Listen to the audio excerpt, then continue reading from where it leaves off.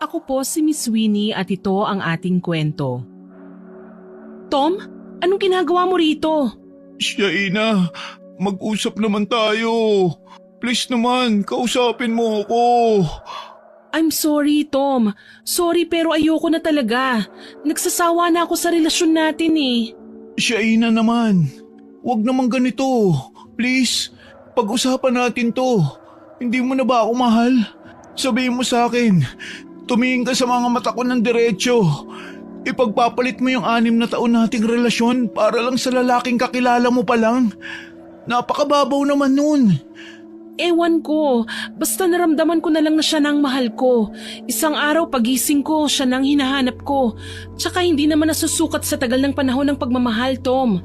Kusa na lang itong nararamdaman. Kaya sana respetuhin mo ang desisyon ko. Maghiwalay na tayo.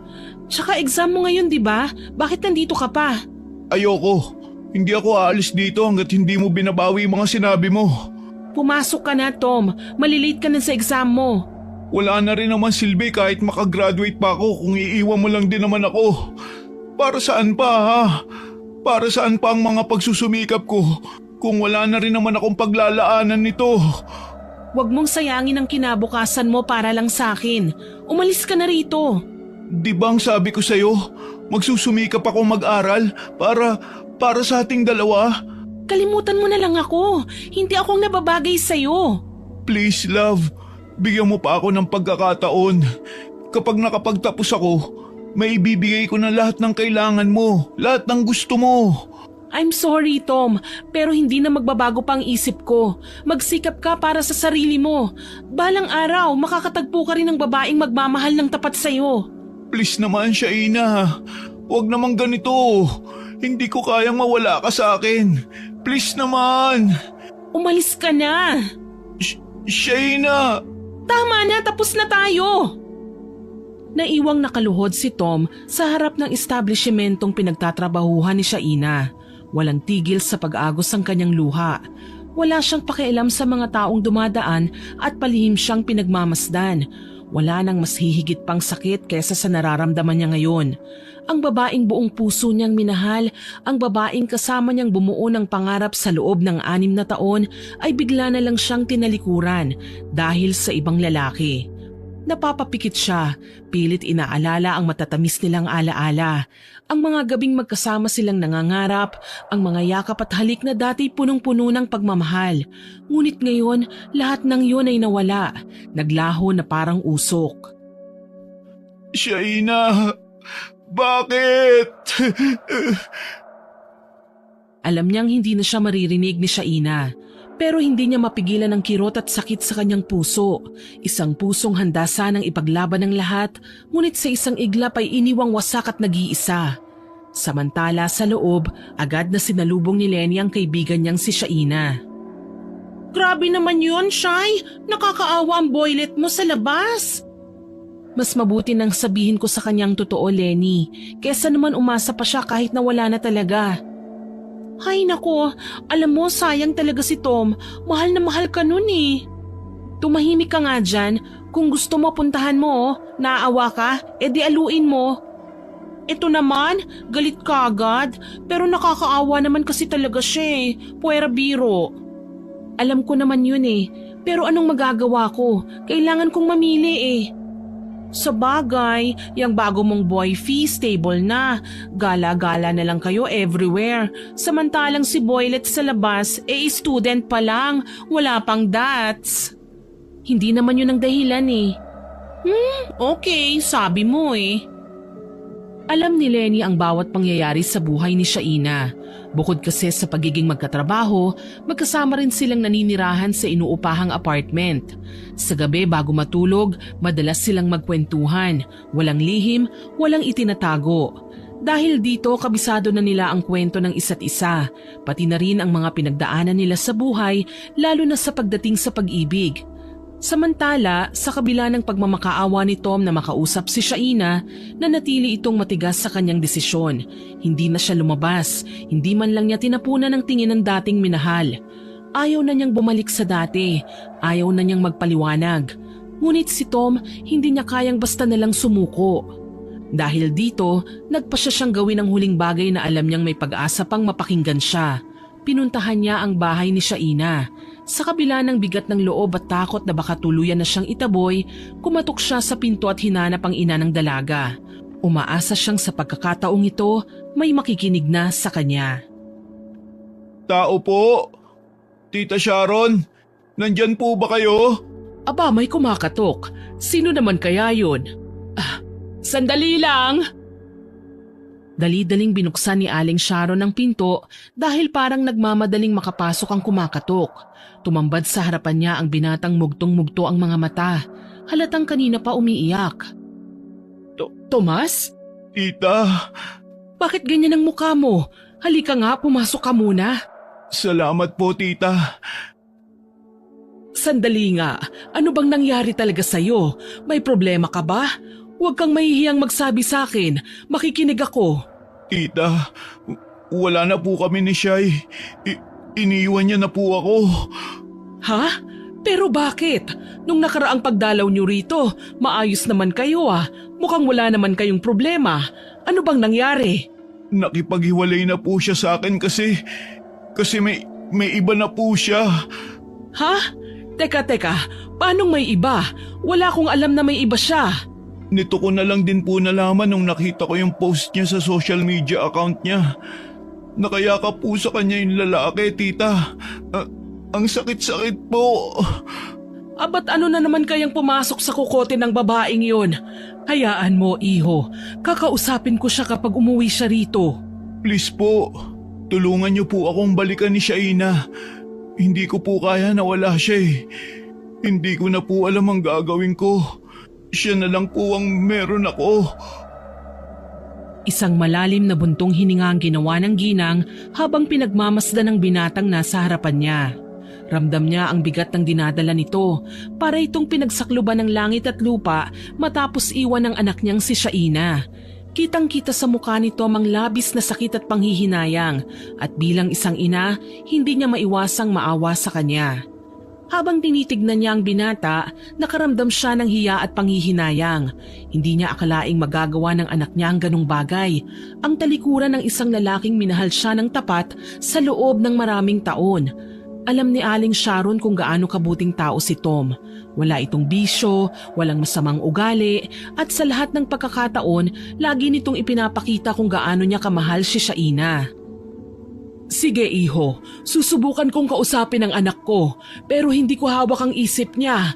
Sana kung ano man ang maging desisyon niya, tanggapin na lang natin kahit masakit. Maraming salamat po. Sige, tumahan ka na. Opo, pasensya na po. Ayos lang. Alam ko naman na kaya ka lang nagkakaganyan dahil mahal na mahal mo talaga ang anak ko. Sobra pa sa sobra, tita. Walang masabi ang ginang. Napabuntong hininga na lang siya bago tumayo at pumunta sa kusina. Ikinuha niya ang binata ng isang malamig na tubig. Umaasang makakatulong ito para kahit papaano ay mahimasmasan at gumaan ang loob ng binata. Tahimik namang tinanggap ito ni Tom. Nanginginig pa rin ang kamay habang dahan-dahang umiinom. Hinayaan na lang muna siyang makapagpahinga ni Aling Sharon. Alam niyang hindi madali ang pinagdaraanan ni Tom at ng mga oras na yon, ang tanging magagawa niya ay bigyan ito ng kahit konting ginhawa. Matapos ang ilang minutong katahimikan, unti-unting humupa ang paghikbi ng binata. Nakita niyang bahagyang kumalma si Tom kaya marahan siyang nagsalita.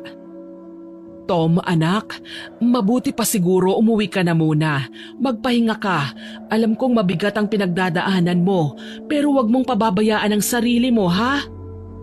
Tumango lang si Tom, hindi pa rin makapagsalita ng maayos. Bago siya tuluyang umalis, hinawakan ni Aling Sharon ang kanyang kamay at tinitigan siya ng may sinseridad. Kung may kailangan ka, wag kang mag-atubiling lumapit sa akin, ha? Walang nagawa si Tom kundi ang muling tumango bago dahan-dahang lumabas ng bahay. Habang pinagmamasdan siya ni Aling Sharon papalayo, hindi niya maiwasang makaramdam ng bigat sa dibdib. Alam niyang hindi niya pwedeng hayaan ito ng ganito na lang. Kinagabihan habang nakaupo sa kama, dinampot ni Sharon ang kanyang cellphone. Alam niyang kailangan niyang kausapin si Shaina. Hindi na siya makapaghintay ng kahit isang araw pa. Kailangan niyang malaman ang buong katotohanan. Marahan niyang pinindot ang pangalan ng anak sa kanyang kontak at inilagay ang telepono sa kanyang tenga. Ilang beses itong nagring bago sinagot. Hello ma, bakit ka napatawag? Gabi na, dapat natutulog ka na. Wala naman. Gusto lang sana kitang kumustahin. Okay lang po ako ma, tsaka matutulog na rin po ako eh. Kayo rin po matulog na. Napabuntong hininga na lang si Aling Sharon sa sagot ng anak. Tinitimbang sa sarili kung itutuloy niya pa ba ang pagtatanong o ipagpapaliban na lamang yon. Subalit na naigang kuryosidad sa sistema niya.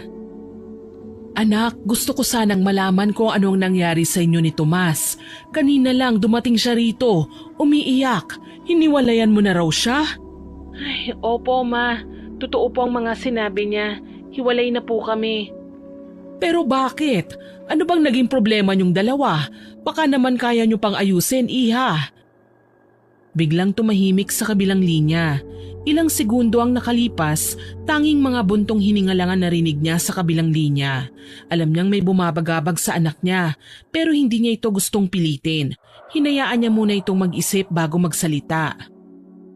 Ma? Shaina, nandito lang ako. Ano man ang dahilan ng paghihiwalay nyo, gusto kong malaman. Hindi kita huhusgahan. Gusto ko lang maintindihan kung bakit mo nagawang iwan si Tomas. Alam mo namang napakabuting tao ng lalaking yun, hindi ba? Ma, may iba na po kasi kong mahal. Napakurap si Aling Sharon, hindi makapaniwala sa narinig. Hindi niya alam kung anong mararamdaman, galit, lungkot o panghihinayang para kay Tom. Pilit niyang ikinalma ang sarili bago muling nagsalita. Pero bakit? Nagsasawa na po ako sa kung anong meron kami. Hindi na po ako masaya. Subsob na siya masyado sa pag-aaral at pag-working student. Halos wala na po siyang oras para sa akin. Pero anak, kung totoong mahal mo siya, maiintindihan mo kung bakit at para saan niya yun ginagawa. Minahal ko naman po siya ng totoo eh. Napagod na lang po siguro ako sa relasyon naming dalawa. Kaya nagawa kong humanap ng iba. Sigurado ka ba sa desisyong ito? Opo, sigurado na po ako. Talagang wala nang chance para magkabalikan kayo. Mahal na mahal ka nung tao, anak. Sige ma, sasabihin ko na po ang totoo. Hindi lang yun ang dahilan eh. Ipinagpalit ko siya kasi yung bago ko ngayon, hindi lang oras ang kaya niyang ibigay sa akin. Marami siyang pera, kaya niyang ibigay sa akin ang lahat ng gusto ko. Feeling ko napaka-espesyal ko sa kanya. Pera? Pero hindi naman yata tama na ipagpalit mo siya sa pera. Akala ko po ba hindi niyo ako huhusgahan? Sorry, nabibigla lang kasi ko sa mga naririnig ko. Sa palagay ko, hindi maganda ang ginawa mo. Nakipaghiwalay ka na lang sana sa kanya ng maayos at hindi yung ganong bigla mong ipinagpalit na lang ng basta-basta. Matagal na po kami nagkakalabuan. Tsaka nandito na to, ma. Hindi ko na pwedeng baguhin kung ano ang nangyari. Hindi na ako masaya sa kanya eh. Yun lang ang paraan para tigilan na niya ako. Sige, kung yan ang desisyon mo anak, kausapin mo na lang siya ng maayos, ha? Opo. Ibinabana ni Shaina ang telepono. Ngunit ang pinag-usapan nilang mag-ina ay hindi na niya binigyan ng pansin. Nasabi niya na sa sarili na lahat na ng dapat niyang sabihin ay nasabi na niya sa dating nobyo kaya wala na silang dapat pang pag-usapan. Kaya naman maski lumipas na ang ilang araw hanggang sa mag-iisang buwan na ay wala pa ring natatanggap na tawag o message si Tom. Ilang beses siyang gumagawa ng dummy accounts para lang makontak ang dalaga pero palagi lang siyang binablock sa lahat ng mga social accounts nito. Ano, hindi mo na talaga makontak si Shaina? Hindi na eh. Hindi niya na sinasagot kahit isang tawag o text ko. Mukhang pinutol na talaga niya ang lahat ng koneksyon sa'yo, no? Grabe ang bigat nun, hindi ko ma-reach. Parang ikaw ngayon sa kanya, unreachable. Baliw. Palibhasa kasi wala kang love life. Kaya ang saya-saya mong asarin ako. Excuse me, ano naman ang kinalaman ng love life ko sa paghihiwalay nyo? At saka correction, wala nga akong love life, pero at least wala akong iniiyakan, unlike you. Ang kulit mo talaga. Malas ko lang siguro sa pag-ibig. Hindi ka malas, ganyan naman yan eh. May mga taong pinagtagpo pero hindi itinadhana. So ano? Ganun na lang? Kalimutan ko na lang ganun? Hindi naman kaagad-agad, pero wag mo ring hayaan matali ka sa isang taong hindi na babalik. Baka kasi habang naghihintay ka sa kanya, may ibang taong handang mahalin ka ng totoo pero hindi mo lang pinapansin. Saglit na natahimik si Tom. Alam niyang may punto si Lisa, pero hindi pa rin niya maiwasang masaktan sa pagkawala ni Shaina. Ang OA mo, parang love guru lang.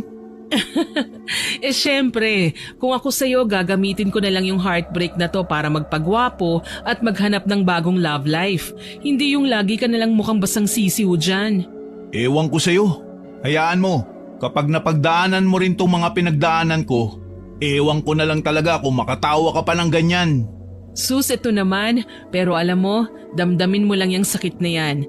Eventually, you'll get used to it. At kapag nangyari yun, tignan mo, hindi ka na masasaktan kapag naiisip mo siya. Si Lisa ay matalik na kaibigan ni Tom mula pa noong unang araw nito sa kolehiyo. Kilala siya sa pagiging palatawa, palabiro at walang preno kung magsalita. Pero sa kabila ng kanyang kakulitan, siya ang unang taong lumalapit kay Tom tuwing may problema ito. Siya rin ang tipo ng kaibigan na hindi natatakot sabihin ng masakit na katotohanan basta alam niyang makakatulong ito sa kaibigan niya. Masayahin si Lisa, pero hindi ibig sabihin nito ay wala siyang sariling sakit o pinagdaraanan.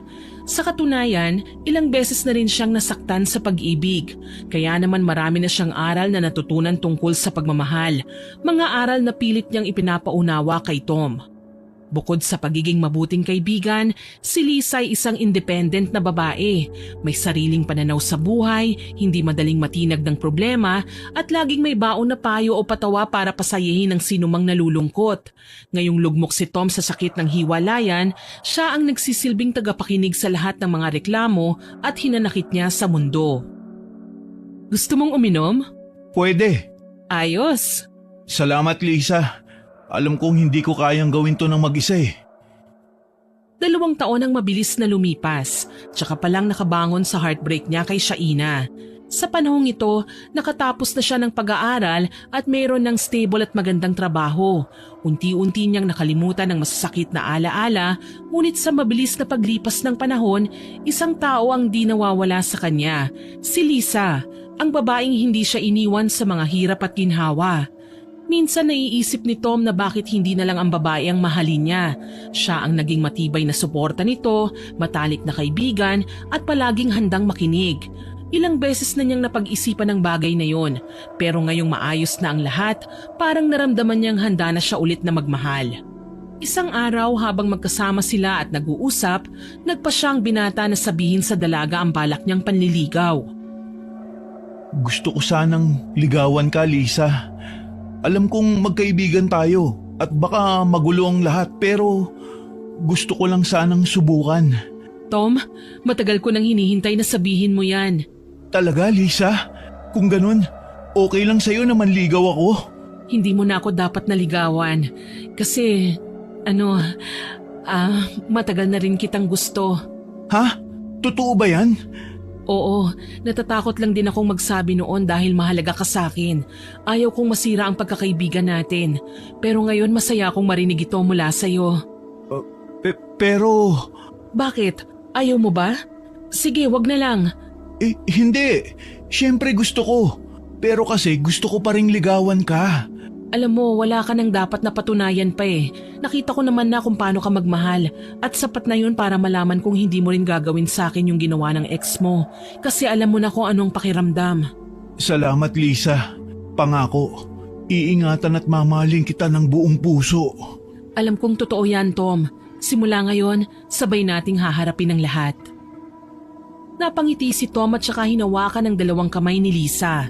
Hinalikan niya ang mga ito at saka tinitigan ng diretso sa mga mata ng dalaga. May mumunting butil pa nga ng luha ang tumulo mula sa mata niya na kaagad namang pinahid ng babae. Simula ngayon, hindi ka na ulit iiyak. Kung iiyak ka man, sisiguraduhin kong tears of joy lang yon at hindi dahil sa sakit. O ano, kain na tayo? Kanina pa ako nagugutom eh. Saan mo gusto kumain? Ikaw, saan mo ba gusto? Doon na lang sa parisan ni Tatang Medel.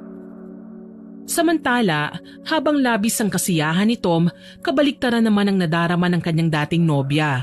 Pag-uwi ni Lenny mula sa trabaho, nadatnan niya ang kaibigang si Shaina na nakaupo sa kama, tahimik na umiiyak. Day off ng dalaga, samantalang si Lenny naman ay kararating lang mula sa kanyang closing shift. Agad siyang lumapit sa kaibigan, puno ng pag-aalala at marahang hinagod ang likod nito. Anong nangyari, Shai? Bakit ka umiiyak?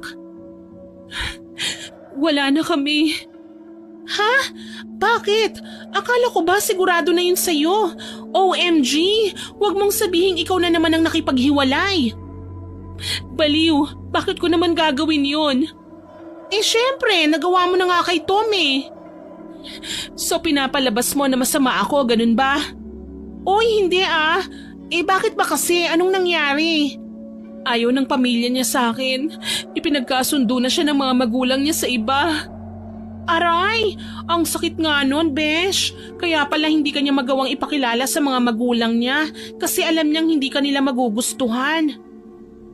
Mas lalo lang napahagulgol ang dalaga dahil sa sinabi ng kanyang kaibigan.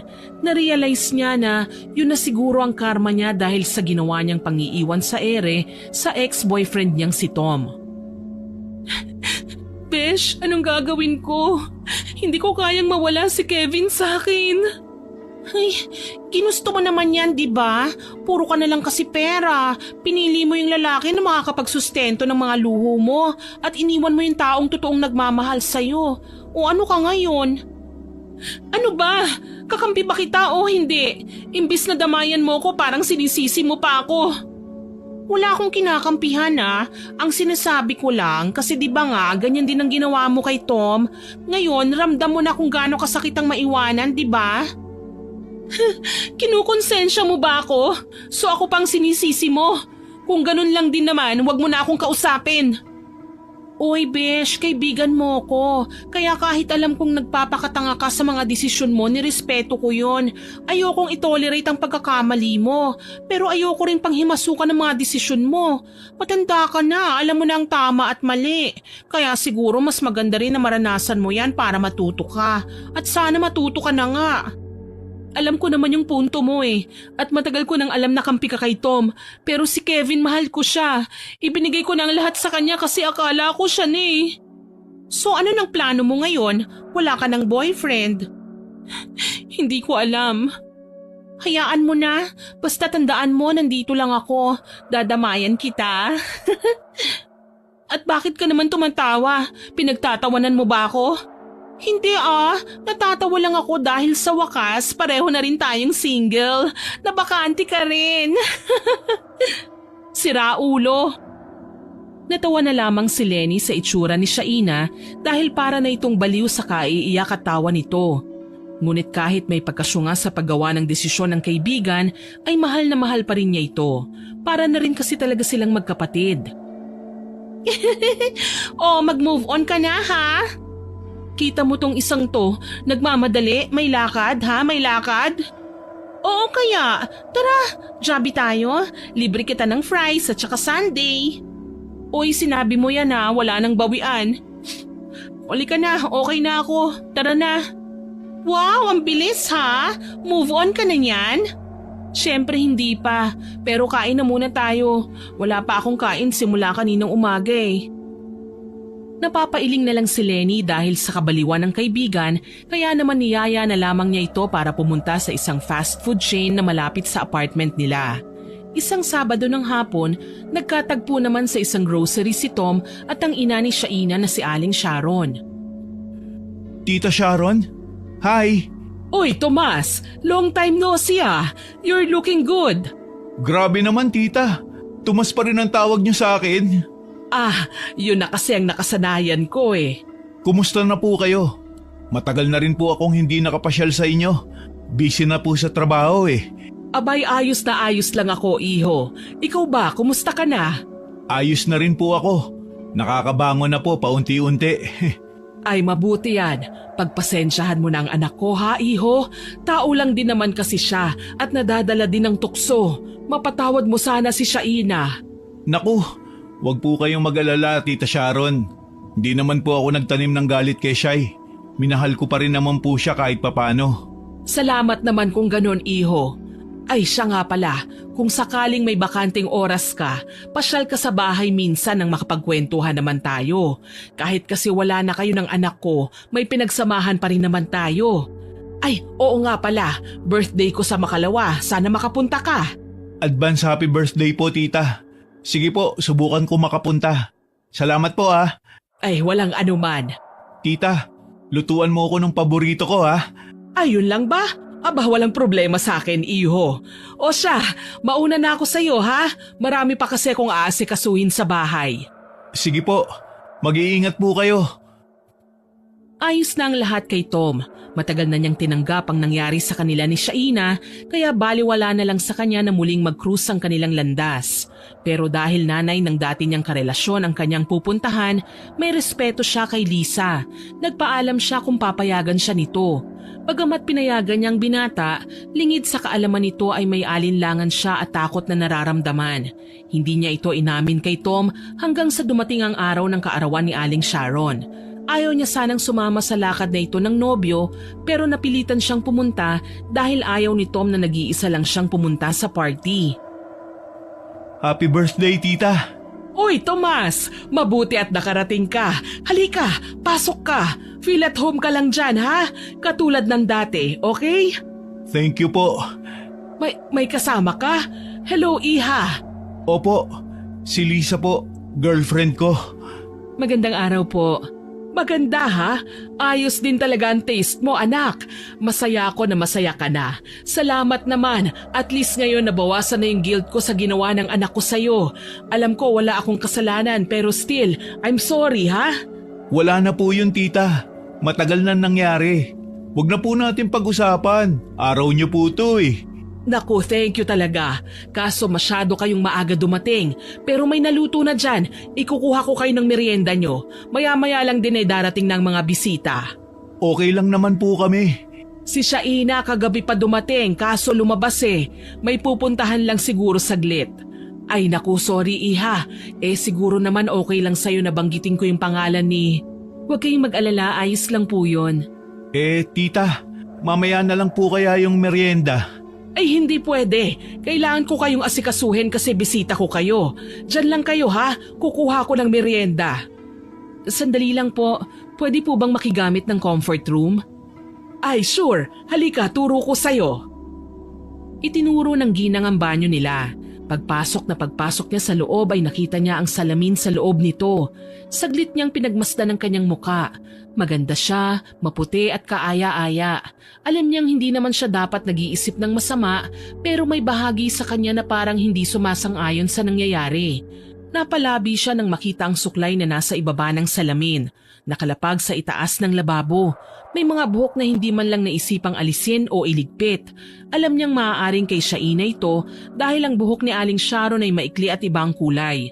Makalipas ang ilang sandali, lumabas na siya ng banyo at muling bumalik sa sala kung saan naroon ang kanyang nobyo.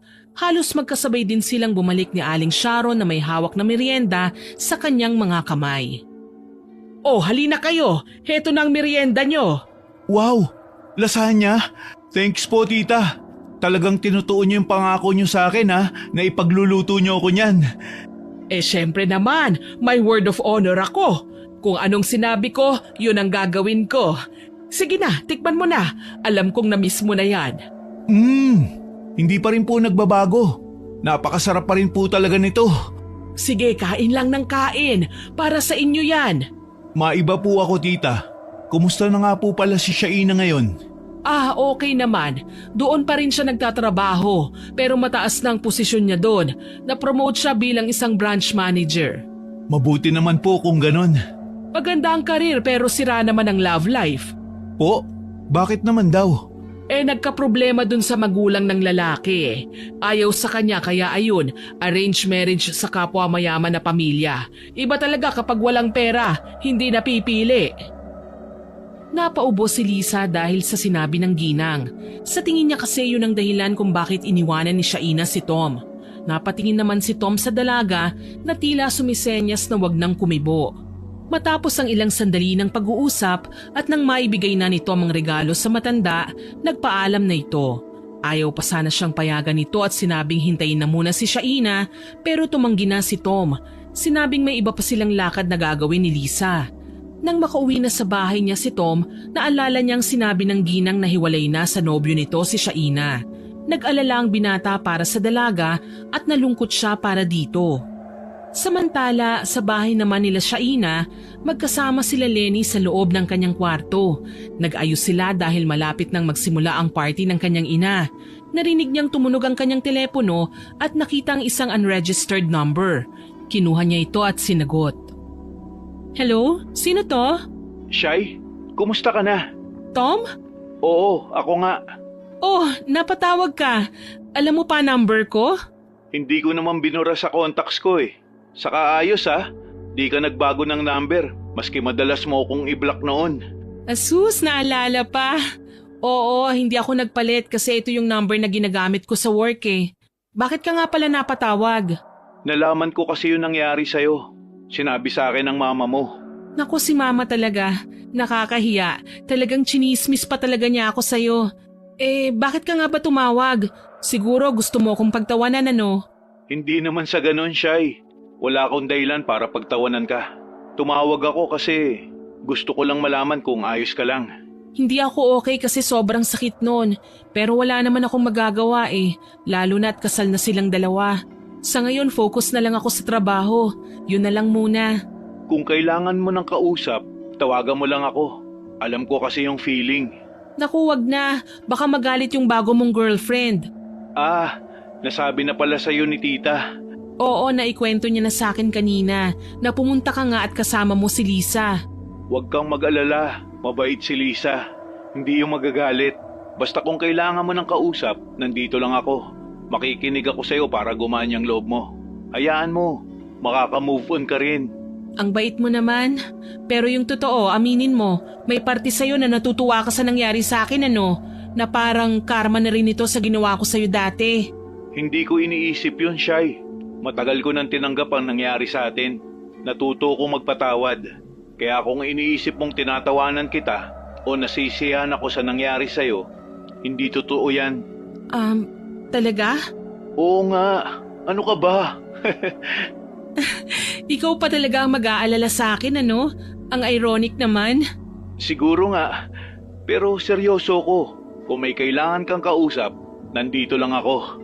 Salamat Tom. Hindi ko inaasahang tatawag ka pero siguro nga kailangan ko ring marinig to ngayon. Wala yun. Ingatan mo ang sarili mo, Shy. Ikaw rin Tom at salamat ulit. Pagkababa ng tawag ay kaagad na hinampas ni Lenny ang balikat ng kanyang kaibigan. Tila isang teenager na kinikilig. Agad namang napailing at nagreklamo si Shaina sa inasal ng kaibigan. Aray! Para saan naman yung hampas na yun? Ang sakit Uy, ano yung tawag na yon? Si Tom? Tinawagan ka ni Tom? Ano yon? Return of the comeback na ba? Sinasabi mo, nangungumusta lang yung tao kaya tumawag. Ito kasing si Mama nagawa na akong ichismis. I smell something fishy ha? Style niya kamo, bulok. Kunwari nangangamusta pero nakikipagbalikan pala. Hindi mangyayari yun, may jowa na yung tao, ano ka ba? Jowa lang pala hindi pa asawa, may pag-asa ka pa. Manahimik ka nga, nakakahiya yung sinasabi mo Huwag mong lagyan ng mali siya yung pagtawag niya. Boys will be boys, alam mo yan, Shaina. Concerned lang yung tao, bruhang to.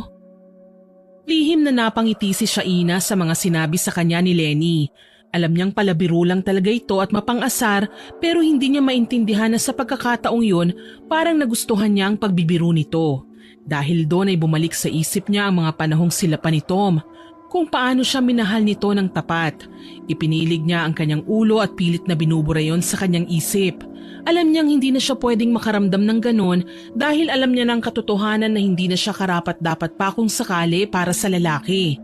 Samantala, makalipas ang ilang araw, mula nang huling makausap ni Tom si Shaina, palagi na lang niya itong naiisip hanggang sa maisipan niyang bisitahin ito at kumustahin ng personal. Nagbihis siya at pinaghandaan niya ang muli nilang pagkikita ng dating nobya. Naisip niyang gawing alibay na lang ang pagbili ng damit sa clothing store na pinamamahalaan ni Shaina. Ngunit saktong pag-alis niya, Nakita siyang lumabas ng kanyang nobya. Hindi niya alam na nakasunod ito sa kanya. Hi, Shai. Ahay! Oh, may kailangan ka? Oo. Bibili sana ako ng polo yung kulay blue. May maire-recommend ka ba? Oo, meron. Pero medyo pricey ang mga paninda dito Oh well, hindi ko naman sinasabi na hindi mo afford pero… Patingin. Bibili ko kung magugustuhan ko. Sige. Wait lang. Tatawag ako ng mag-a-assist sa'yo. Sheila? Pwede bang pakihanap mo si sir ng ilang piraso ng blue polo? Sumagot ang kanyang sales lady at kumuha ng mga stocks ng damit na kailangan ng kanilang customer. Samantala, habang naghihintay sila, kinausap naman ni Shaina ang binata ng magiliw.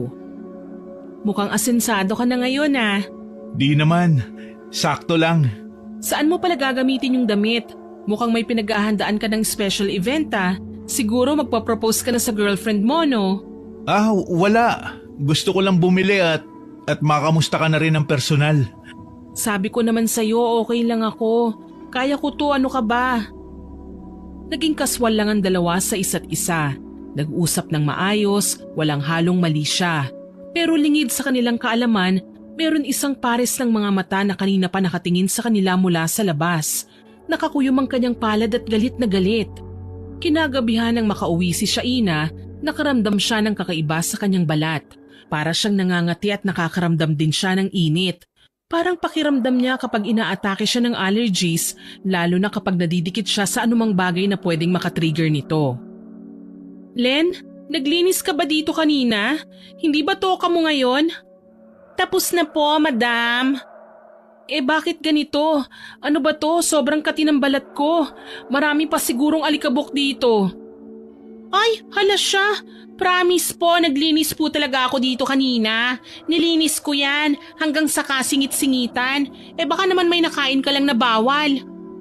Baka nga. Grabe ang kati. Tignan mo nga Hubarin ko lang Nang alisin niya ang kanyang damit, nanlaki ang mga mata ni Lenny nang makita ang malalaki at mapupulang pantal sa buong katawan ng dalaga. Hala, anong nangyari dyan? Naku, mabuti pa, tara na sa ospital at baka lumala pa yan.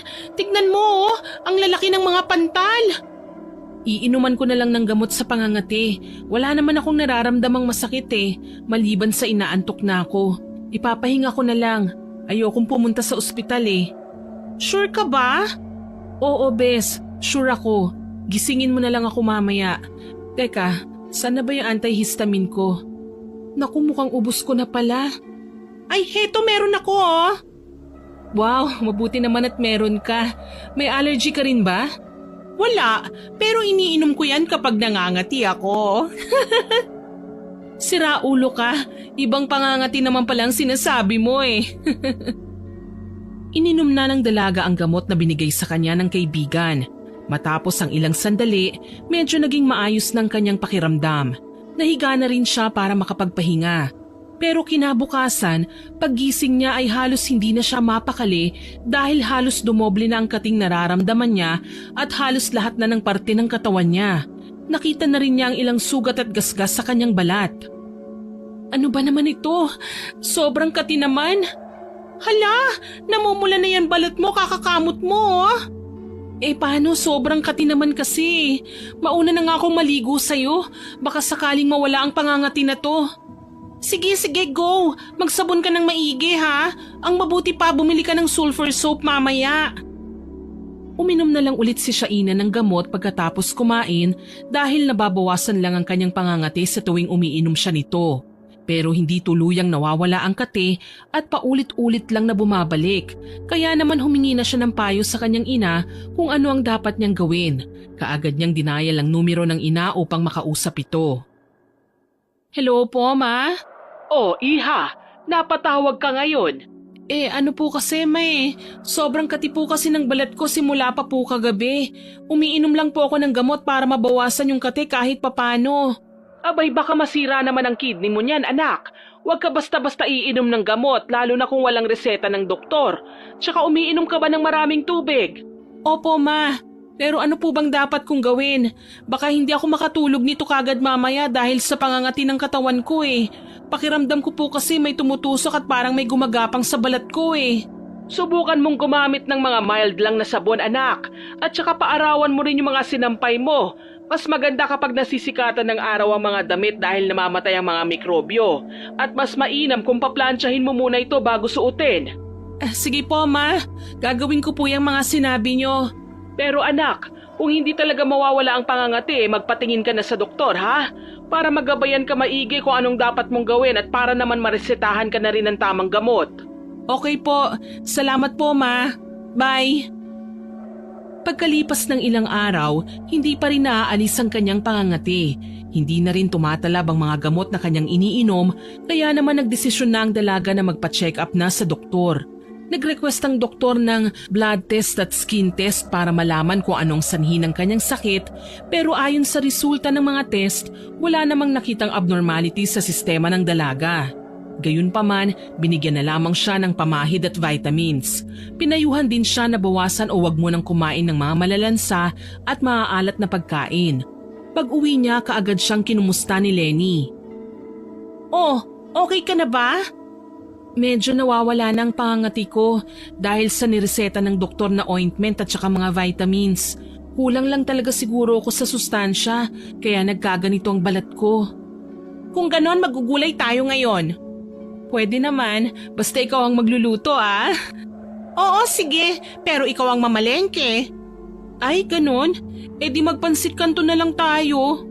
O ito naman, ngayon na nga lang tayo nag-day off ng sabay tapos pansit kanton lang? Wow! Hindi ko naman to day off no, naka-leave ako dahil sa pesting sakit na to. Gagaling na yan, huwag kang magpaka-stress. Siya sige, dalawa na tayong mamalengke. Tara na! Pagdating sa palengke, biglang napatigil sa paglalakad si Lenny nang mapansin ng isang pamilyar na muka. Kinalabit niya si Shaina na abala sa pamimili ng repolyo at carrots. Shay, di ba? Si ano yun? Sino? Si Tom. Ha? Nasaan? Uy, excited? Ah, prank, ganon. Pinagtitripan mo ko dito sa palengke talaga ha? Seryoso? Tangi, hindi naman kita niloloko, no? Tignan mo kasi, ayun no, dito rin pala siya namamalengke. Mukhang pinagtatagpo talaga kayo ng tadhana ulit ah. Napalingon si Shaina sa inginunguso ng kanyang kaibigan. Nakita nga niyang namamalengke ang lalaki at may bitbit na mga prutas. Sakto namang nakatingin ang dalaga at saka naman ito napalingon sa kanila. Agad itong lumapit ng nakangiti. Small world ah. Dito rin pala kayo namamalengke? Ah, minsan-minsan lang. Actually ngayon nga lang ulit kasi nasanay na kaming kumain ng fast food at instant lalo na ng mga noodles. Naisipan lang namin na magpaka-healthy muna sa diet kaya kami nandito. Ah, oo tama yan. Mabuti at naisip niyong magbago na ng diet. Hindi kasi talaga maganda sa katawan ng puro instant. Biglang napakunot ng noo ang binata nang mapansin ang ilang pantal sa braso at leeg ng dalaga. Nang mapansin ni Shaina na nakatitig doon ang lalaki, pasimple niyang ibinaba ang kanyang suot na sweater para maitago ito. Ano nangyari sa braso mo? Allergy. Oo, yun ang sabi ng doktor nung magpa-check up ako eh. Ganun ba? Oh, heto, kunin mo. Idagdag mo sa diet mo. Mainam to para lumakas ang resistensya mo. Apple at orange. Sige na, tanggapin mo. Naku, hindi na, nakakahiya naman. Huwag ka nang mahiya. Hindi naman to kung ano prutas lang to. Saka mabuti to para sa'yo. Pero kasi… Sige na, Shai. Isipin mo na lang na regalo ko sa'yo. Huwag ka nang maarte. Wala nang nagawa si Shaina kundi tanggapin ang prutas. Napatingin siya kay Tom at bahagyang ngumiti. Sige, salamat ha. Walang anuman. Ay, grabe, ang sweet naman. Para kayong nasa pelikula. Ano to? Mukhang nangangamoy balikan na ha. Ano ka ba? Kung ano-anong sinasabi mo, may girlfriend na siya no? Tigilan mo yan. KJ naman ito, nagbibiro lang naman ako no? Tsaka nakakakilig naman kasi Napakamot na lang ng ulo si Tom. Si Shaina naman ay namumula at mayat-maya ang sulyap sa binata. Salamat dito ha. Walang anuman. Sige, teka, tapos na ba kayong mamili? Oo, tapos na. Mabuti pa, ihatid ko na kayo. Malapit lang naman yung sa inyo dito, di ba? Oo, malapit lang. Sige, ihatid mo na kami. Naku, wag na. Masyado na kaming abala sa'yo, Tom. Magta-tricycle na lang kami, nakakahiya sa'yo. Walang dapat ikahiya. Tara na! Tara na, Shai! Walang nagawa si Shaina. Pumayag na lang siyang maihatid sila ng dating nobyo. Umangkas sila sa motor ni Tom, si Lenny sa pinakadulo at siya naman ay sa gitna. Habang bumabiyahe ay naaamoy ng dalaga ang pabango ng binata dahil siyang nakapwesto sa likod nito. Pamilyar sa kanyang amoy na yon at kung hindi siya nagkakamali ay ganun na ganun ang amoy na pabango na binigay niya dati sa binata. Hindi niya tuloy maiwasang malungkot sa sinapit ng relasyon nilang dalawa. Hindi rin niya lubos akalain na sa kabila ng sakit na idinulot niya sa puso nito ay nagagawa pa rin itong pakitunguhan siya ng mabuti. Nandito na tayo. Salamat sa paghatid sa amin dito at saka sa binigay mong mga prutas. Maliit na bagay. O paano? Mauna na ako Sige, ingat ka. Thank you, Tom. Ingat sa uulitin. Pagkaalis naman ng binata ay sinamaan naman ng tingin ni Shaina si Lenny dahil sa inasal nito kanina. Malinaw naman kasi na gumagawa ng paraan ng kaibigan para magkalapit ulit silang dalawa ni Tom. Oh, bakit ganyan ka makatingin? Ano naman ang kasalanan ko? Bakit mo ginawa yon? Nakakahiya kay Tom. O ba't affected ka? Di ba matagal na kayong hiwalay? O di ba dapat hindi ka na naaapektuhan sa presensya niya? Pwede naman kayong maging magkaibigan, di ba? Bakit? Binibigyan mo ba ng mali siya yung ginagawa niya sa'yo? Ay, tindi mo Ibig sabihin, hindi ka pa nakakapag-move on sa kanya. Pinagsasabi mo, matagal na akong nag-move on sa kanya, no? Tsaka hindi naman siyang huling BF ko. Pero siyang totga mo. Ay, ikaw pala ang totga niya. Sorry, na mali. Loka-loka. Oo na, ako na yung cheater. Masaya ka na. Alam mo, masaya ako na makita ulit na may ningning yung mga mata mo. Anong may ningning? Huwag kang ganyan, huy. Huwag ka nang mag-deny, kilala kita.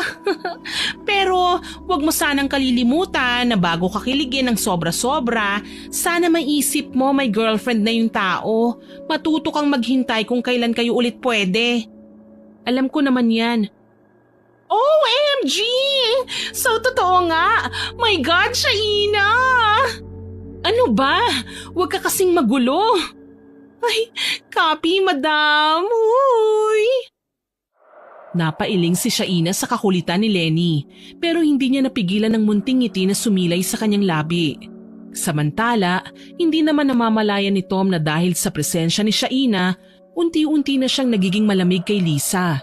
Halos wala na siyang oras para sa kasintahan at lingid sa kanyang kaalaman, nagsisimula ng magtanim ng galit si Lisa kay Shaina. Pakiramdam ni Lisa, unti-unti siyang inaagawan nito ng pagmamahal ni Tom. Simula nang magpunta sila sa bahay ni Aling Sharon, nagbago ang pakikitungo ni Tom sa kanya. Parang bumalik sila sa pagiging magkaibigan at nawala ang dating lambing ng binata. Tom, pwede mo ba akong samahan sa grocery mamaya? Ubus na kasi ang stock ko sa apartment eh. May gagawin pa ako mamaya eh. Ikaw na lang muna siguro. Napapansin ko yata lagi ka nalang busy. Ano bang pinagkakaabalahan mo ha? Busy lang sa trabaho. Sigurado ka? Oo. Lagi ka nalang ganyan eh. Dati nahaharap mo pa akong samahan pero ngayon, umamin ka nga sa akin Tom. May dapat ba akong malaman? Ha? Ano bang sinasabi mo? Wala ka naman dapat malaman. Ano ka ba? Baka kasi meron eh. May inililihim ka sa akin. Ano ka ba? Ba't naman ako maglilihim sa'yo? Malay ko. Alam mo, parang lagi mo na lang akong pinagdududahan. Iba kasi ang pakiramdam ko eh. Tsaka hindi rin naman ako magkakaganito kung hindi ka nagkakaganyan. Parang may mali eh. Parang hindi mo na ako mahal. Alam mo, siguro mabuti pang maghiwalay na lang tayo. Natigilan ng binata sa sinabi ng kanyang nobya. Hindi niya alam kung anong isasagot dahil pakiramdam niya anumang salitang kanyang bitiwan ay lalo lamang makakasakit. Kitang-kita niya ang nangingilid na luha sa mga mata ni Lisa habang nakatitig ito sa kanya, na para bang naghihintay ng kasagutan na hindi niya kayang ibigay. Hindi niya kinayang salubungin ang titig ng dalaga, kaya siya na ang naunang umiwas ng tingin. Gusto mo ba? Hindi ko alam, pero parang hindi na ako ang priority mo eh. Parang laging may ibang bagay na mas importante kesa sa akin. Siguro, masyado lang akong nai-involve sa ibang bagay. Pero hindi ibig sabihin nun na wala ka ng halaga sa akin. Mahalaga ako? Ba't parang hindi ko na nararamdaman? Hindi kita maintindihan. Pwede bang diretsahin mo na lang ako? Bakit ka ba nagkakaganyan? Nagsiselos ako sa ex mo. Ramdam ko bigla kang nanlamig nang malaman mong break na ang ex mo sa BF niya. Tama ba o mali? Ano? Ano ba yung sinasabi mo? Bakit mo kami pinag-iisipan ng masama ni Shaina? Wala kaming ginagawang masama. Hindi ako manhid, Tom. Wala akong balak na iwan ka. Si Shaina, siya ang past ko. Wala na kami, matagal na. Wala kang dapat na ipagselos. Pangahawakan ko ang sinabi mong yan. Pero please lang, kung inirerespeto mo pa ang relasyon natin, baka pwedeng umiwas ka na muna sa kanya. Ayokong makita na magkasama kayong dalawa. Mariing pinahid ni Risa ang mga luhang kumawala sa kanyang mga mata bago tuluyang tumalikod at umalis sa bahay ni Tom. Mabigat ang bawat hakbang niya, ngunit mas matimbang ang sakit at galit na bumabagabag sa kanyang dibdib. Hindi siya papayag na mawala ang lalaking minahal niya ng buong puso, lalo na sa babaeng muling bumalik sa buhay nito. Pagdating sa kanyang apartment, agad niyang kinuha ang cellphone at tinawagan ang kanyang lola. Nang sumagot ito, hindi na siya nag-aksaya ng oras. Sinabi niyang mas palalalain pa ang pangkukulam na ginagawa kay Shaina para mahiya na itong magpakita kay Tom. Pagkababa ng tawag, napatingin si Lisa sa sariling refleksyon sa salamin. Kita niya ang lungkot at galit sa kanyang mga mata. Pero ilang saglit lang ang nakalipas, isang malakas na halakhak ang kumawala sa kanyang bibig. Samantala, 12:00 na ng gabi, bigla na lang naalimpungatan si Lenny nang marinig ang isang malakas na sigaw mula sa kwarto ng kanyang kaibigan. Agad siyang napasugod dito. Ganun na lamang ang panlalaki ng kanyang mga mata nang makita ang kalagayan ni Shaina. Napatakip siya ng bibig. Anong nangyari sa balat mo? Ba't nagkaganyan? Parang nagbabalat at pulang-pula na. Parang kaliskis. Parang kaliskis. Tulungan mo ako. Hindi ko na kayang kati. Para na ako mababaliw. Ha? Anong gagawin natin? Teka lang ha. Tatawagan ko ang mama mo. Baka alam niyang gagawin, Shaina. Hindi ko kayang tumayo. Nanghihina na ako. Please tawagan mo siya. Parang awa mo na. Agad na denial ni Lenny ang numero ni Sharon. Alalang-alala naman ang ginang nang malaman ang nangyari sa kanyang anak. Hindi makapaniwala na ang simpleng allergy ay magiging malubha. Agad na pinuntahan ng ginang ang kanyang anak. Nang makarating siya ay nakita niya ng personal ang kalagayan ng kanyang anak at tulad ni Lenny, napatakip din ito ng bibig. Ma! Diyos ko po anak, anong nangyari sa balat mo? Para kang tinubuan ng mga kaliskis. True, tita. Yan na nga rin po ang sinabi ko sa kanya kanina eh. Ma, ano pong gagawin ko? Ayoko po nito. Hindi ako makakaharap sa mga tao ng ganito ang itsura ko. Paano ako makakapagtrabaho? Mandidiri sa akin ng mga customer. Shh! Tahan na! Gagawa ni mama ng paraan ha? Huwag kang mag-alala. Magtatanong-tanong ako sa mga kakilala ko. Tita, nag-aalala ako. Baka naman kasi hindi lang ito basta allergy. Naniniwala ba kayo sa kulam? Baka lang kasi. Ano ka mo? Nakulam? Pero sino naman kaya ang gagawa nun sa kanya? Hindi ko po alam. Pero wala naman pong mawawala kung susubukan natin siyang ipatingin sa albularyo. Napatangu-tangu na lamang si Aling Sharon at saka niyakap ang anak. Naawa siya sa kalagayan nito at hindi niya akalaing may gagawa ng ganito sa anak niya. Kaya naman hindi na nagsayang ng oras ang ginang at agad na tinawagan ng mga kakilala niya upang tanungin kung may kakilala ba ang mga ito na albularyo. Sa San Enrique? Si Capoldo? Sige, hahanapin ko. Kailangan ko kasi ngayon ng tulong niya eh. Sige Mare, salamat ha. Nang maibaba ang tawag ay kaagad na hinarap ng ginang ang anak at saka hinawakan sa dalawang kamay. Mugto na ang mga mata ng dalaga sa kaiiyak dahil sa napakasamang kondisyon ng balat niya.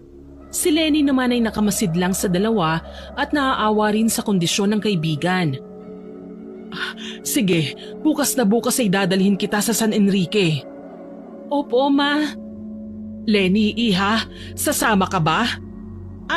Magpapaiwan na lang po ako dito, tita. Kailangan ko po kasing pumasok eh. Lalo na't day off ng 2 sales lady ngayon. 4 lang kaming on duty sa store. Tsaka naka-leave naman po itong si Shaina. Siya, sige. Salamat, iha. Maaasahan ka talaga ng anak ko. Kinabukasan, maagang gumayak ang mag-ina. Pagdating ng 6:00 ng umaga ay bumiyahe na sila papuntang San Enrique kung saan makikita ang albularyong inirekomenda ng kumare ni Sharon. Hindi naman sila nahirapan sa paghahanap ng bahay ng albularyo. Bantog kasi ito kaya halos lahat ng mga mapagtanungan nila ay kilala ang matanda. Pagdating nila sa lugar ay agad nilang nakita ang isang matandang lalaki na nakaupo sa balkon ng kanyang bahay. Agad silang sinalubong ng matanda at agad na pinatuloy sa kanyang bahay. Sinabi ng matanda na may nakita siyang itim na aura na nakasunod sa dalaga, kaya kailangan na nilang matawas ito bago pa maramdaman ang presensya ng manggagamot. Sa loob ng bahay, agad na sinimulan ng matanda ang kanyang pagtatawas. Napapailing ang matanda habang tinitignan ang kalagayan ng dalaga. Halata sa mukha nito ang panghihina. May mga malalaking pantal at pamumula ng kanyang balat. Sa harap ni Capoldo, nakalagay ang isang malalim na puting plato na may tubig. Sa kaliwang kamay naman ay hawak ang isang kandila at sa kanan ay may dahon ng sambong na kanyang kinukuskus sa braso ni Shaina habang bumubulong ng dasal. Dahan-dahan niyang sinindihan ang kandila at itinaas ito sa ibabaw ng plato. Unti-unting pumapatak ang luha ng kandila at bumubuo ng isang imahe. Napakunot ng noo ang matanda ng mabasa ang tawas. Isang babae na may matinding galit sa'yo. Siya ang may gawa nito sa'yo, Iha. Babae? Wala naman po akong kagalit o kaaway. Iha, hindi porket wala kang alam na kaaway mo ay wala nga. May mga taong hindi nagpapakita ng tunay nilang nararamdaman. Ang inggit, galit at puot, hindi mo laging nakikita. Pero nararamdaman ng mga tulad ko. Po? Paano niyo po nalaman? Ang hugis ng tunaw na kandila ay hindi nagsisinungaling. Dito ko nakikita ang lakas ng itim na enerhiyang ipinadala sa'yo. Malinaw, isang babae ang nasa likod nito. May galit siya sa'yo. Hindi pa siya titigil hanggat hindi ka tuluyang bumabagsak. Paanong hindi titigil? Ibig bang sabihin papatayin niya ang anak ko? Maaari. Kaya kailangan natin pigilan to bago pa niya magawa. Sa ngayon, katawan mo pa lang ang tinitira niya. Pero oras na mas lumakas ang galit niya, baka pati kaluluwa mo na ang pasakitan niya. Kilala ko po ba? Masasabi niyo po ba sa akin kung sino? May nakikita akong lalaki, Iha. Sa tingin ko siya ang dahilan kung bakit ka kinukulam. Napalunok si Shaina. Sa kanyang isipan, isang pangalan lang ang biglang lumitaw. Si Lisa. Ano pong gagawin natin? Kailangan mong lumaban, Iha. Huwag kang matakot. Binigyan na lang muna ng paunang lunas ng albularyo si Shaina. Sinabihan siya nito na ipahid ang espesyal na langis na yon pagkatapos maligo sa umaga at bago matulog sa gabi. Binigyan din siya ng matanda ng pangontra para hindi na mas lalong lumala ang kulam sa kanya. Huwag mong kakalimutan, Iha, na magpahid nito para di na tumalab ang mga susunod niyang kulam sa'yo. Teka lang ho, Capoldo. May isa pa ho akong tanong. Kaya mo bang ibalik ang kulam na yan sa taong tumatrabaho sa anak ko? Mama, wag na. Ayoko pong maghangad ng di maganda sa iba. Okay na ho ako basta gumaling ako. Wala tayong magagawa, Iha. Sa ayaw at sa gusto mo, maibabalik sa mangkukulam ang sumpang ibinigay niya sa'yo. Pero, kailangan niyang pagbayaran, Iha, ang ginawa niya sa'yo. Wala siyang awa kaya hindi dapat maawa sa taong yan. Kung ganun po, sige po, tulungan niyo ako, Capoldo. Medyo malakas ang kapangyarihan nila, kaya hindi natin mapapabilis ang paggaling mo.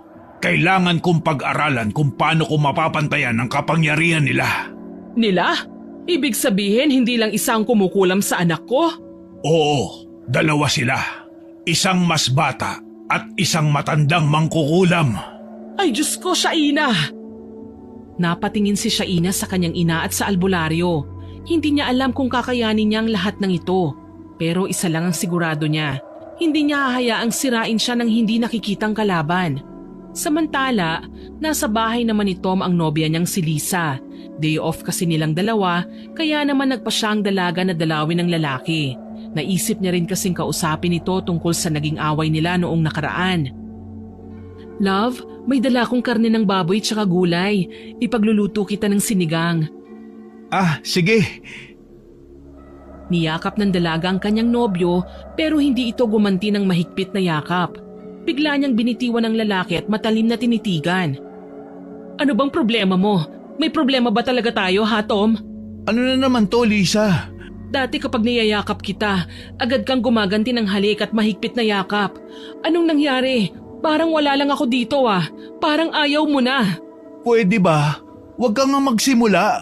Anong gusto mo, manahimik ako? Habang unti-unti ka nang lumalayo sa akin, na binabaliwala mo ng relasyon natin? Hindi ako bulag, Tom. Ayoko nang makipagtalo. Wala ako sa mood, Lisa. Diba pangako mo sa akin no na hindi mo ako sasaktan? Pero bakit ganito ka na ngayon? Alam mo, napapraning ka lang. Wala naman akong ginagawa sa'yo eh. Ano ba, Lisa? Huwag mo akong malisa-lisa dyan. Akala mo hindi ko alam na nagkita kayo ng ex mo? Na nakikipagmabutihan ka na ulit sa kanya? Kung akala mo na basta na lang akong tatahimik, nagkakamali ka. At kung may balak kang lokohin ako, sinasabi ko na ngayon sa'yo, magsisisi ka. Mabuti pa, umuwi ka na muna. Kung ano-anong sinasabi mo eh. Wala pa akong energy na makipagtalo.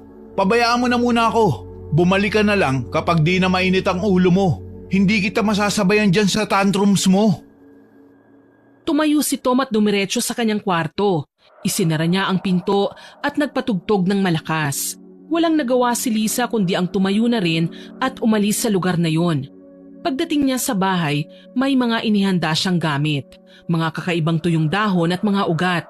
Sa pangalawang pagkakataon ay muli siyang gagawa ng gayuma. Tignan ko lang kung maisip mo pa ulit ang syainan na yon kapag napainom na kita ulit nitong gayuma ko. Kinabukasan muling bumalik si Lisa sa bahay ng nobyo. Nakita niyang naghahanda na ito sa pagpasok sa trabaho. Salamat naman at naabutan kita. Papasok ka na ba niyan? Ano, kumain ka na ba? Anong ginagawa mo dito? Maaga pa. Dinalhan lang kita ng pagkain.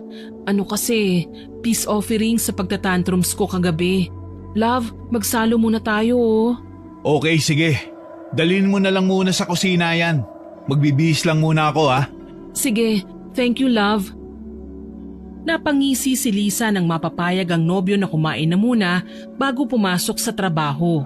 Agad niyang inihanda ang pagkain sa lamesa. Lingid sa kaalaman ng binata, may inilagay itong gayuma sa kanyang inumin. Nang magsimulang kumain ng binata, nakaramdam ito ng pagkahilo. Oh, love, bakit? Masakit ba ang ulo mo? Hindi naman love, pero para kasing nahihilo ko eh. Naku, mukhang hindi ka na makakapasok niyan. Mabuti pa'y magpahinga ka na lang muna. Aalagaan kita. Maghapon ngang masama ang pakiramdam ni Tom kaya hindi na talaga siya nakapasok sa trabaho. At ng gabi, hindi na rin umuwi ang dalaga. Kinagabihan, ibinigay ng dalaga ang kanyang sarili sa kanyang nobyo. Naisagawa niya ito dahil na rin sa matinding pangaakit na ginawa ni Lisa sa kanyang nobyo.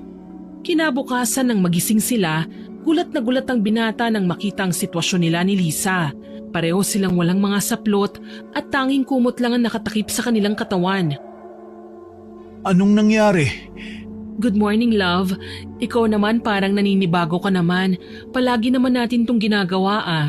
Ano, kumusta na ba ang pakiramdam mo? Ayos naman na. Salamat at inalagaan mo ako ha. I love you, love. I love you too. Isang matamis na halik ang pinagsaluhan nilang dalawa. Maya-maya ay tumayo na si Lisa at inayos ang kanyang sarili. Dumiretso na ito sa kusina. Naging masigla naman ang pakiramdam ng binata. Pero wala siyang kaalam-alam na napasa ilalim na naman siya ng gayuma ni Lisa. Samantala, nagsimula ng gumawa ng ritual ang albularyo para maibalik ang kulam na ginawa sa kanyang pasyente. Tinipon na niya ang mga materyales at mahahalagang papel sa kanyang gagawing seremonyas.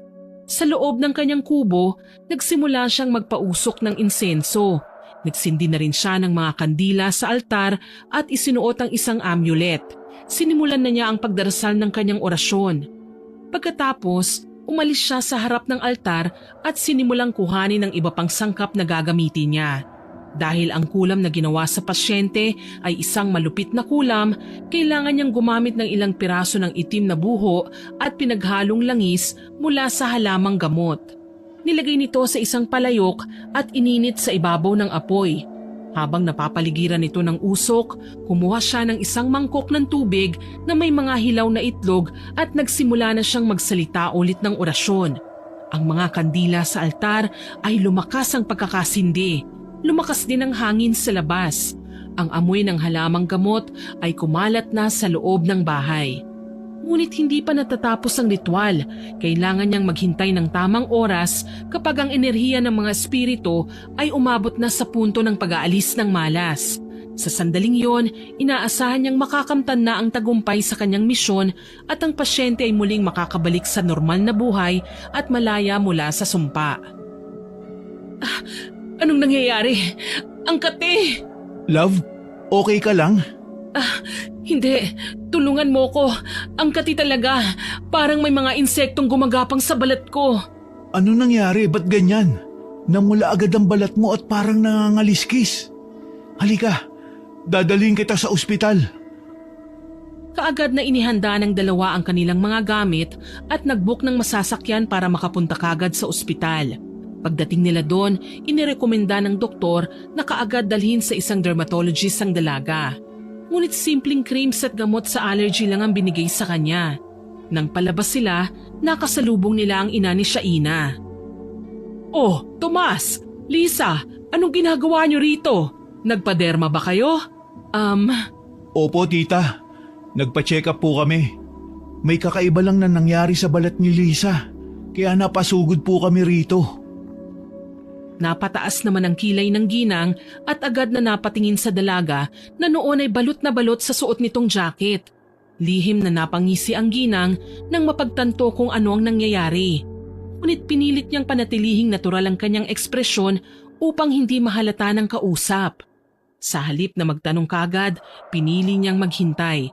Inobserbahan ang kilos ng dalaga at hinintay kung kusa itong magsasalita. Pero hindi ito umimik at nakayuko lamang. Hindi siya makatingin sa mata. Siya na ang bumasag ng katahimikan sa pagitan nilang tatlo. Ganun ba? Nako, alam nyo uso yata talaga ngayon ang mga sakit sa balat eh. Kasi yung anak kong si Shaina, ganyan din. Pero buti na lang papagaling na. Ikaw iha, anong nangyari dyan sa balat mo? Ewan ko nga rin po, tita. Wala naman kasing problema sa lab test pero sabi ng doktor, psoriasis daw. Kasi ganito yung itsura ng balat kapag may psoriasis. Nagbabalat na para bang kaliskis. Parang kagaya rin nung kay Shaina. Nakita ko kasi yun minsan eh. Walang pinagkaiba. Nako, hindi naman psoriasis ang sakit ng anak ko, iho. Pero alam mo, hindi doktor ang magpapagaling sa kanya. Ikaw, Lisa, baka gusto mo ring magpagamot sa kanya. Hindi na po, okay lang po ako. Talaga? Sayang naman, magaling pa naman yung manggagamot. Talaga po, tita? Pwede ko po bang malaman kung saan nyo ipinagamot si Shaina? Baka sakaling dun din gumaling si Lisa. Sa albularyo. Habang sinasabi yun ng ginang ay nasa babae ang tingin niya. Mas nadagdagan pa ang hinala niya nang bigla na lang maglikot ang mga mata ng dalaga na para bang hindi komportable. Napatangu-tangu naman si Tom at nagtanong pa kung anong sabi ng albularyo. Ang sabi ni Capoldo, nakulam daw ang anak ko. Po, nakulam si Shaina? Pero bakit naman po? May taong galit at naiinggit daw sa kanya kaya hayun, kinulam siya ng 2 tao. Gusto niyo bang samahan ko kayo kay Capoldo? Sige po, tita. Mukhang kailangan talaga ni Lisa ang tulong ng albularyo kasi parang hindi po sigurado yung doktor sa findings niya eh. Ngayon lang daw to nangyari na hindi ma-detect kung bakit nagkasakit ng ganito yung girlfriend ko. Hindi naman makatanggi si Lisa nang sumang-ayon si Tom sa sinasabi ng matanda. Gayunpaman, kinakabahan pa rin siya na baka malaman ng manggagamot ang tunay niyang katauhan. Pero dahil sa nangangati na siya at nahihirapan na sa kanyang sitwasyon, wala na siyang pagpipilian kundi ang magpagamot. Kinabukasan, maagang sinundo ng magkasintahan si Aling Sharon sa kanyang bahay. Sinamahan ng ginang ang dalawa sa bahay ni Kapoldo. Kumpiyansa ang ginang na malalaman na niya sa wakas kung sino ang nangulam sa kanyang anak. Malakas ang hinala niya na si Lisa ang may kagagawan ng lahat at lahat ng nangyayari dito ay karma para sa isang taong walang konsensya. Pagdating nila sa bahay ni Kapoldo, kaagad na napansin ng matanda ang madilim na aura ng dalaga. Napailing ito at nalungkot habang tinitignan, pero may napansin siya sa kasama nitong lalaki. Iha, anong ginawa mo sa lalaking to? Ano po? Huwag ka na magkaila, Iha. Alam mo kung ano ang tinutukoy ko. Wala akong alam sa sinasabi nyo. Bakit, Kapoldo? Ano pong nakikita nyo? Gayuma. Nasa ilalim ng gayuma ang lalaking ito. Lisa, anong sinasabi niya? Alis na tayo. Baliwang matandang to. Hindi ako gagaling sa kanya. Teka lang, ba't aalis na kayo? Subukan mo muna. Magaling siyang albularyo. At ikaw, Tom, magpatingin ka na rin dahil mukhang halang talaga ang bituka ng babaeng kasama mo. Tita, huwag niyo naman pong pagsalitaan ng ganyan ng nobya ko. Kung ganon, kung wala siyang ginagawa sa'yo, hahayaan niyang matignan kayo parehas ni Kapoldo. Manahimik ka. Hindi ko ginagayuma si Tom. Mahal niya ako. Hindi alam ni Lisa kung paano ipapaliwanag ang sarili habang si Tom ay tila naguguluhan sa lahat ng kanyang nararamdaman. Napatingin siya sa kanyang mga kamay, parang biglang nagduda sa lahat ng nangyari. Binigyan siya ng albularyo ng isang inumin. Anito'y makakapagpaliwanag ng isip ang likidong yon. Ayaw niya sanang tanggapin pero sa huli ay ininom pa rin niya. Sabi ng albularyo na kung tunay niyang mahal si Lisa, hindi magbabago ang kanyang damdamin kahit pa inumin niya ang likidong yon. Dahil dito, nagdesisyon siyang patunayan ang kanyang pagmamahal. Kaya para patunayan ang damdamin niya para sa nobyang si Lisa, ay dire-diretso niya yung nilagok. Oh, wala naman nangyari. Wala akong kakaibang nararamdaman at ganun pa rin ang pagtingin ko kay Lisa. Eh di mabuti kung ganon. Pero ipatingin pa rin natin si Lisa kay Kapoldo. Baka sakaling masolusyonan niya ang sakit sa balat ni Lisa. Hindi na ho kailangan, Aling Sharon. Salamat na lang ho. Wala nang talabang pinainom niya kay Tom, hindi ba? Kaya bakit pa ako magsasayang ng panahon na magpatingin sa kanya? Hindi lang din naman ako gagaling. Sige po, tita. Aalis na po kami ng girlfriend ko. Halika na, love. Ninisian pa ni Lisa ang dalawa bago sila tuluyang makalabas ni Tom sa bahay ng matandang albularyo. Nagkatinginan naman sila Aling Sharon at Kapoldo tsaka napailing sabay na napabuntong hininga. Paano nangyari yun, Kapoldo? Bakit walang epekto ang pinainom mo kay Tom? Huwag ka mag-alala, Sharon. Hindi naman kasi mabilisan ang epekto nun. Ilang minuto pa ang kailangang lumipas bago maramdaman ni Tom ang pagkawala ng gayuma sa sistema niya. Sa kanya lang malalaman na nagayuma nga siya ng nobya niya. Hindi nga nagkamali si Kapoldo dahil habang nasa biyahe ang magnobyong Tom at Lisa ay para bang may kung anong pagtataka sa isip ng lalaki. Katulad na lamang ng kung bakit sila magkasama ng babae, gayong sinabihan niya na ito na wag na muna siyang guluhin ng ilang araw. Love? Lisa, anong nangyari? Bakit tayo magkasama? Sa pagkakatanda ko, sinabihan kitang wag muna tayo magkita ng ilang araw, di ba? Anong sinasabi mo? Wala kang sinabing ganyan. Nakalimutan mo na ba? Nagkasakit ka kaya dito ako natulog sa bahay mo para maalagaan kita. May nangyari pa nga sa ating... Lisa, ano ba? Alam mo, ngayon ko lang napagtanto ang lahat na baka nga totoo ang sinabi ni Kapoldo kanina. Siguro ginayuman mo talaga ako, no? Magsabi ka ng totoo. Hindi totoo yan. Bakit naman kita gagayumahin? Nandito ako sa tabi mo simula nang hiwalayan ka ni Shaina. Ako yung naging karamay at sandalan mo. Hindi mo ba naaalala? Ikaw pa nga yung unang nagpahiwatig ng damdamin sa akin.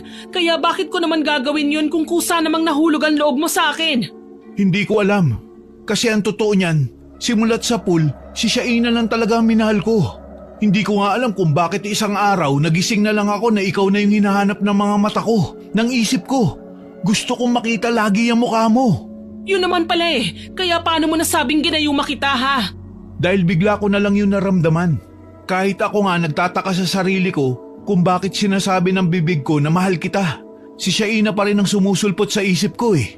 Yung pala, pahiwatig na yun na siya lang naman talaga dapat ang sinasabihan ko ng salitang yun. Dahil hindi naman pala totoong nahulog na ako sa'yo, kundi resulta lang yun ng panggagayuman mo sa akin. Hindi yan totoo. Baka ikaw ang nagayuman nila dahil sa ipinainom nila sa'yo kanina, Tom. Hindi ko na alam kung sino ang paniniwalaan ko sa inyo. Masyado nang magulo ang utak ko. Magpahinga na lang muna tayo. Pero love, Sige na, pumasok ka na sa bahay mo at uuwi na rin ako. aalma pa sana si Lisa, ngunit kagad nang tumalikod si Tom para umalis. Habang nasa biyahe ay hindi maiwasang maisip ng binata kung ano nga ba talagang nararamdaman niya. Parang naisahan kasi siya at naging isang tau-tauhan dahil sa ginawa ng kanyang nobya. Naguguluhan siya at maraming tanong sa isip niya na nangangailangan ng kasagutan. Kaya naman pagkalipas ng 1 linggo ay tsaka lang siya nagpasyang dalawin si Lisa. Lisa? Lisa, ako to. Alam kong day off mo ngayon kaya dinalang kita nitong paborito mong binignet. Tom, anong ginagawa mo rito? Umuwi ka na muna. Sa susunod ka na dumalaw. Masama kasi ang pakiramdam ko eh. Baka mahawa ka sa akin. May lagnat ka ba? Patingin nga. Wag. Wag mo akong hawakan kasi baka nga mahawa ka. Umuwi ka na muna. Ngunit nahalata ni Tom na para bang may tinatago si Lisa kaya naman kaagad niyang tinanggal ang face mask nito. Subalit nanlaki ang mga mata niya nang makita ang itsura ng dalaga at kaagad na nabitiwan ang face mask na hawak, pati na ang eco bag na may lamang isang Tupperware ng binignet. Bakit ganyan na ang itsura mo? Bakit mas lumalaya ang mga sugat mo? Saka mas lumaki. Tignan mo oh, nagnanaknak pa. Gusto mong malaman ang totoo? Dahil to sa nanay ng ex mo. Malakas ang kutob ko na siyang nagpakulam sa akin kasi akala niya ako ang nangkulam sa anak niya. Bakit iha? Hindi nga ba? Tita Sharon, ano pong ginagawa niyo rito? Nandito ako para alamin kung totoo ngang nagtagumpay si Capoldo na ibalik sa babaeng yan ang ginawa niya sa anak ko. Kinulam niya ang anak ko kasi natakot siya na baka mawala ka sa kanya ng tuluyan. Masyado siyang takot kay Shaina, samantalang wala namang ginagawang masama ang anak ko sa kanya. Hindi, huwag kang maniwala sa kanya. Hindi totoo ang binibintang niya sa akin, love. Please, huwag kang maniwala. Ewan ko, Lisa. Hindi ko na alam. Gulong-gulo na ako at gusto ko nang matapos tong kasinungalingan na to. Kaya mas mabuti pa siguro kung maghiwalay na lang tayo. No, hindi pwede. Hindi ako papayag. Sorry, pero kung hinayaan mo lang sana akong maramdaman yung totoong pagmamahal para sa'yo, hindi na sana natin kailangan umabot sa ganito. Kasi sa totoo lang, nagugustuhan na kita eh. Nagugustuhan ko na yung pagkatao mo. Kaso biglang ito, malalaman ko na ginayuman mo lang pala ako. Kung alam mo lang, Tom. Kung alam mo lang kung gaano katagal akong naghintay na magustuhan mo. Pero ba't ganito? Puro na lang si Shaina ang bukang bibig mo. Iniwan ka na nga nung tao. Nandito naman ako pero hindi pa rin siya maalis-alis sa isip mo. Nainip lang naman ako eh. Pero minahal mo naman ako, hindi ba? Hindi ba? Sorry pero hindi ko pa yung masasagot. Kaya sana hayaan mo na muna ako. Maghiwalay na tayo. Simula ngayon, wag mo na ulit akong kakausapin. Sige lang. Umalis ka lang. Ganyan naman kayo eh. Katawan lang ang habol niyo sa aming mga babae pero pagkatapos tsapuera na kami. Sabihin mo na kung anong gusto mong sabihin. Pero malamang sa malamang, resulta ng gayuma at pang-aakit mo sa akin yung nangyari sa atin nun. Kaya wala kang dapat na ibang sisihin kundi ang sarili mo. Naiwang luhaan si Lisa. Sa pag-alis ni Tom kasabay din nitong lumisan si Aling Sharon na hindi man lang lumingon pabalik. Huli na para magsisi. Nangyari na ang nangyari. Alam niyang may kasalanan siyang nagawa at ngayon wala na siyang ibang magagawa kundi ang pagbayaran nito. Pagsapit ng gabi, isang matinding init ang biglang bumalot sa kanyang katawan. Parang may apoy na gumapang sa kanyang kalamnan. Sinusunog ang kanyang kaloob-looban. Sinubukan niyang tiisin ang sakit, ngunit habang tumatagal, lalong lumalakas ang hapding nararamdaman niya. Hanggang sa hindi na niya kinaya.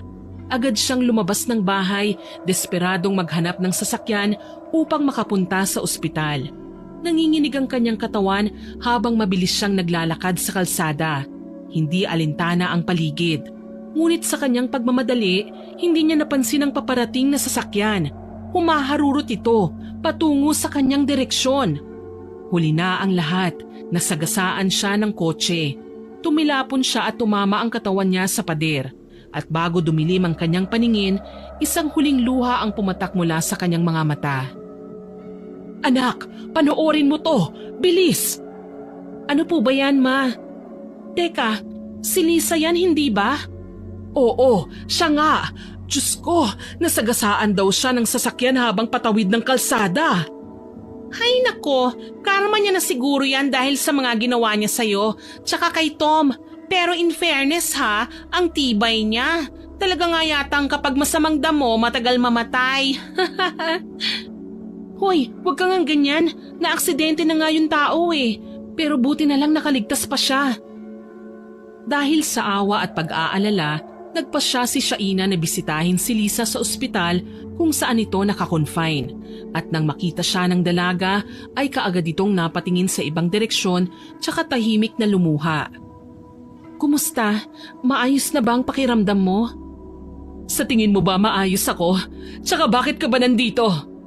Gusto ko lang kumustahin ang kalagayan mo at tsaka dinalhan na rin kita ng prutas. Huwag kang ang bait-baitan dyan. Alam ko naman na alam mo na ang totoo, hindi ba? Tsaka hiwalay na nga kami ni Tom eh. Pwede mo na siyang balikan. Wala akong balak na balikan si Tom dahil aminado naman ako na may kasalanan din ako sa kanya. Iniwan ko siya nung walang-wala siya pero ikaw, hindi mo siya iniwanan. Kaya sa palagay ko, mas karapat dapat ka sa pagmamahal niya. Ano? Bakit ganyan ang sinasabi mo? Hindi ba dapat galit ka sa akin? Oo, tama naman yung sinabi mo. Dapat nga galit ako sa'yo, pero hindi ko magawa eh. Ganyan ka ba kabait? Ha, hindi ako makapaniwalang may ganyang kabait na tao. Anong pinaplano mo? Wala akong pinaplano. Nagpunta ako dito kasi gusto ko nang humingi ng tawad sa'yo. Dahil sa akin kaya mo nagawa na kulamin ako. Alam ko naman na nagsiselos ka lang eh. Kahit hindi ka humingi ng tawad, pinapatawad na kita, Lisa. Alam mo, sa totoo lang, ayoko naman talaga na maibalik sa'yo ang ginawa mo sa akin eh. Pero ganun daw talaga eh. Kailangan maibalik sa'yo para mawala sa akin. I'm sorry. Nahihiya ako sa'yo. Lisa, sana wag mo nang uulitin ito. Wag mong hayaang kainin ka ng kasakiman at kasamaan. May oras pa para mabago mo ang sarili mo.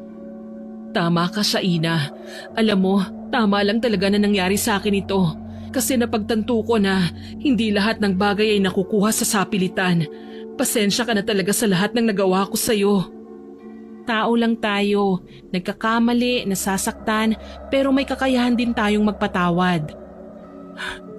Salamat, Shaina. Nagkapatawaran na nga sina Lisa at Shaina. Tinuldukan ng mga hinanakit na kanilang pinagdaanan. Samantala, si Tom naman ay nagdesisyong lumayo pansamantala, hindi upang tumakas kundi upang bigyan ng sarili ng oras na makapag-isip at makahinga mula sa lahat ng nangyari. Ngunit bago siya umalis, binisita niya muna si Lisa sa ospital. Tahimik siyang naupo sa tabi ng kama nito at tinitigan ng dalaga. Bagaman maraming nais sabihin, pinili niyang gawing simple ang kanyang mga salita. Magpagaling ka, Lisa. Sandaling nagtagpo ang kanilang mga mata, puno ng hindi mabigkas na emosyon. Wala nang kailangang maipaliwanag pa. Alam nilang pareho na ang tamang gawin ay ipagpatuloy ang kanilang mga buhay. Sa huli, tumango si Lisa bilang tugon at may bahagyang ngiti siyang ibinigay kay Tom. Ilang buwan ang nakalipas ay bumalik si Tom at masaya siyang malaman na naging magkaibigan na rin sina Shaina at Lisa. Kinlaro na rin sa kanya ni Shaina na wala na itong balak na guluhin ang tahimik na buhay nila at mas maiging manatili na lang silang magkakaibigan para sa ikatatahimik ng lahat. Sana po ay nagustuhan niyo ang aking kwento, pero hindi po ito makukumpleto kung walang shoutout sa mga masusugid nating tagapakinig. Shoutout po kina Single Mama o Misteryosang Edith from Bacolod City, kay Miss Linda Marie Cowley from Australia, kay Miss Connie Cacalda, kay Hilmar Espenida Vizca na tutok daw po sa pakikinig sa ating kwento, kay Miss Venus Ravas, kay Miss Giselle Mutya ng Dipolog City, kay Jessie Gomez, Miss Mirna Alfaro, kay Salve Antico at kina Lily at Peter Saunders. Ma'am Michelle De Mariano, kay Ma'am Rowena Gole, kay Bebe Quilla at sa Quilla family na lagi raw pong nakikinig sa atin dyan sa Sagay City, Negros Occidental. Salamat po kay Rosalyn Luna at sa Luvino and Luna family, sa mga regular listeners po natin na sina Ma'am Mel Santa Rita, I Love Traveled, kay Sir Francisco Ning, kay Ma'am Rosario Tan, kay Ma'am Celestina Sigua, Ma'am Lynette Reparado, kay Ma'am Girlie Satur, kay Mr. Doms lang ang malakas, kay Ate Aya, kay Chris Gel Mamado, kay Ma'am Martina Angdasan, kay Ma'am Myla Dumalag at sa Ineria family. Maraming salamat po sa lahat ng nakinig at nag-comment. Abangan po ninyo ulit ang susunod ko pang mga upload. At habang nakikinig, huwag po ninyong kalimutang mag-subscribe, like, share and comment sa ating kwento. Muli, ako po si Miss Winnie na nagpapasalamat sa inyong walang sawang suporta at pakikinig. God bless po sa ating lahat.